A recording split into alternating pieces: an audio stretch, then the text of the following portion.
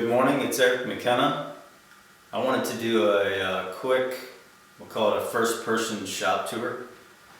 Since to date I've never really taken any photos or done any video of the actual shop, my tools, the layout. So hopefully you'll find this interesting. I'll go ahead and pick up the camera now and we'll go through it.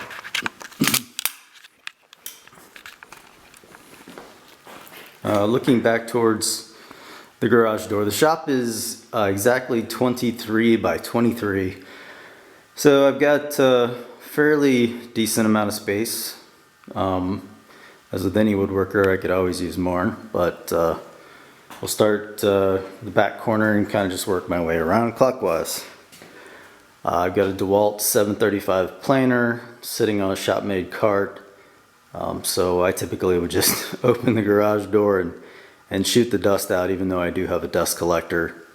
I'll just sweep those up out of the driveway and put them down put those shavings down as mulch. Here's my Grizzly 12-inch joiner, which I picked up for $500 on Craigslist. An amazing deal.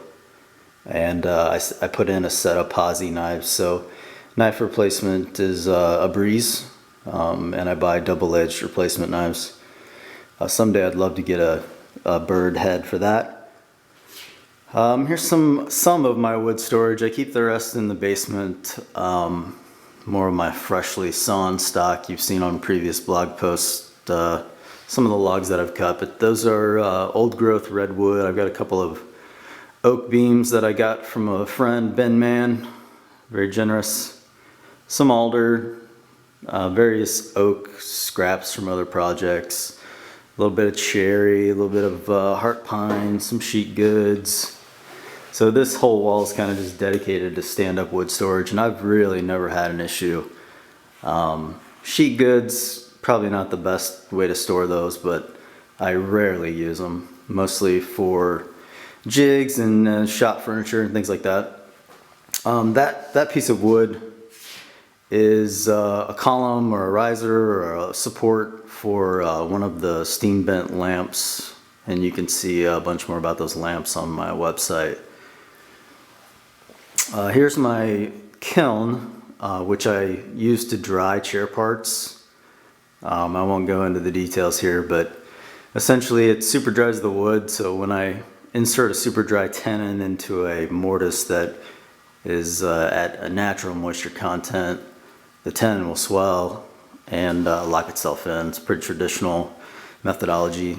Turning tools. This beast is an Oliver 20A pattern maker's lathe. It's got an 8-foot bed. Not really sure how much it weighs. It's heavy. I've been in the process of restoring it. It does run now. My only problem is that the gentleman that owned it before me, the way that he modified and connected the motor only allows it to run on this one pulley. Now he did, you'll see it down here, he did give me the other pulley, but I need a mechanical solution and to change this modified motor mount in order to take advantage of those various speeds. It also runs off of a inverter drive. So even at that speed I can go, I don't know, roughly down to 30 RPM if you were on that outboard mount turned in a monster bowl or something like that. It'd be perfect, and that's what he did with it, so that's why he had it set up that way. So that's my only hiccup. I need to figure out a solution to that, but without going on too much about it. Got a Powermatic Model 66 table saw with a 6-foot cast iron top. Again, another Craigslist buy. In this cabinet I keep my smaller power tools, layout tools, you name it, it's in there. I'll go around to the chop saw. I've just got a simple, it's not a slider. I don't need a slider, but just a real accurate Bosch chop saw sitting on a stand so I can get out of the way for long material going through the chop saw. Underneath my outfeed table, this is, everyone's got one of these. This is my Willy Wonka Chocolate Factory wood storage. And I call it the Willy Wonka wood storage because no wood ever goes in and no wood ever comes out. I need to fix that someday. We'll go around, take a look. There's my shave horse, which is built from white oak and those redwood beams that I mentioned earlier. It's just a really beautiful wood. It's very, very soft, but I like the look of it. The weight is nice, and then all the major components that usually take a beating, like the head and the clamp, those are all made out of oak and laminated parts.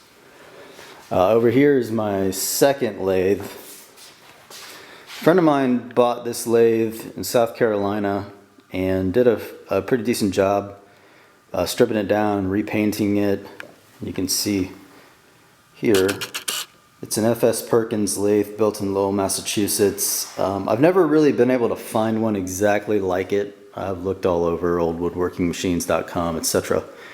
And it's really one of a kind. It's going to be for sale once I get the Oliver up and going. One of the best things about this lathe is the homemade tool rest. I can turn a 32-inch leg, spindle, you name it, without ever moving my tool rest, which really increases efficiency and the speed, and it's really nice. Back in the back corner, I've got a shop-made router table. If anyone's curious about the construction on this, I think I found an article in Fine Woodworking or something and modified it. It's got a bench dog router lift in it and a Porter cable 3518 3.5 horsepower variable speed router. So it does a good job. I don't use it very often for the work that I do. My homemade welding table, see if I can fix that. Welder, got a couple grinders and grinding discs, and there's my bench grinder. Just junk. Some extra dust collection parts and various stuff. It's a Powermatic Model 30A belt disc sander, which I love, but it's a messy machine and I haven't really gotten to the point of making that connection to the dust collector. I'll get there. This is a Rikon 18-inch bandsaw with a 2.5 horsepower motor. Very decent saw. I've been pretty happy with it.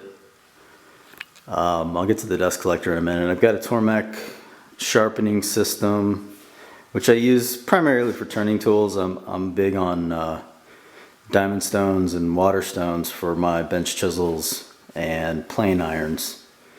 I've got a Jet floor standing mortiser, good machine. Wall of clamps, 17.5-inch drill press, which was also a Craigslist buy. Various jigs for the 3-slat ladder back chair. That door leads to a sun porch, which is my commute portal. All of the 10 steps it takes me to get from home to work, which is really nice. Got a very respectable collection of Feel carving tools, various specialty planes, shoulder plane, low angle block plane, chisel plane, which is nearly a worthless tool. A couple of small block planes. I've got mortising chisels, and on this wall some of my marking measuring tools. Woodpeckers brand, these red tools here, they make just absolutely amazingly high precision stuff. It's pricey, but it's worth it. Various hand tools, spoke shaves, Eric Frost carving knives, some draw knives and adze, hewing hatchet, some of my pull saws, and up here on top just kind of some power tools, drills, routers, drill bits, wax, and some finishing supplies up there, my sandpaper. And let's see, what have I missed?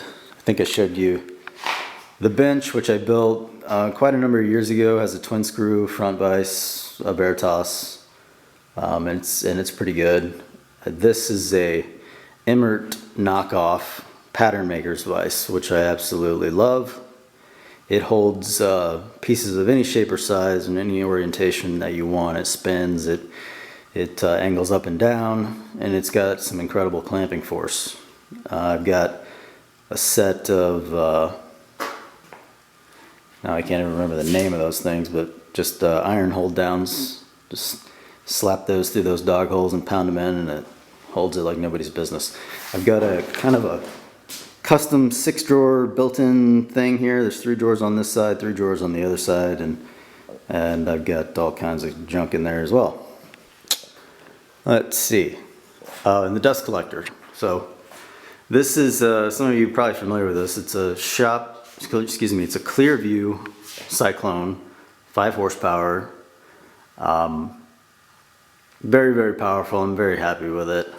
It's got a double stack of HEPA rated filters, high quality filters, and I'll just kind of zoom out over the piping system. It's all 6-inch mains. That one drops over to the joiner, and you can see my flex hose solution that connects to the table saw. And then this lateral is simply for kind of like my hand sanding, routing on the bench. I'll just throw that hose up on the bench wherever it needs to be and try to gather as much dust in those operations as I can. If I turn around this way, I've got another lateral that drops down for the drill press and also for any work that I'm doing on this end of the bench. And I get, you know, when I'm running these, a lot of people say a flex hose is horrible, and it is. But when I'm only running that one lateral with this size of collector, it's amazingly powerful. This was kind of an interesting solution.